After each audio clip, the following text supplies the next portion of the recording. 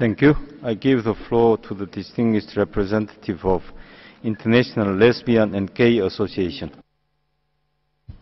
Mr. President, we warmly welcome the thematic report on gender equality presented by the Special Rapporteur on the human right to safe drinking water and sanitation. The Special Rapporteur highlights that inequalities based on gender, which exist in every country and in all aspects of social life, violate lesbian, gay, bisexual, transgender, intersex, and gender non-conforming people's human rights and fundamental freedoms.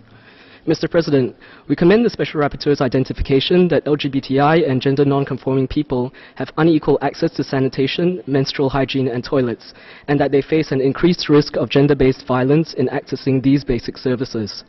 Gender-based violence infringes the right to life, personal safety, and freedom of movement.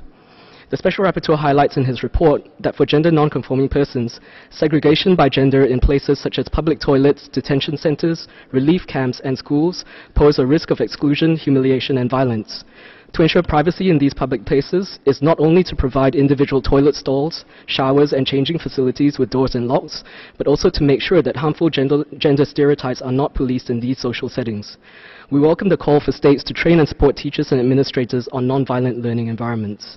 In India, transgender people face difficulty finding housing and are forced to live in remote slum areas where access to water and sanitation facilities is poor. In some parts of the United States, people are obliged to use public toilets that correspond to the sex listed on a person's birth certificate, greatly preventing some trans people from living free from violence and discrimination.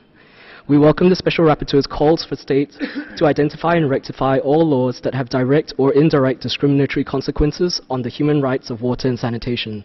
Mr. President, we ask the Special Rapporteur whether he agrees that LGBTI persons should also be counted in any collection of disaggregated data in order to assess the impact of policies aimed at mainstreaming gender equality and enhancing their enjoyment of the human rights to water and sanitation. Thank you. Thank you very much.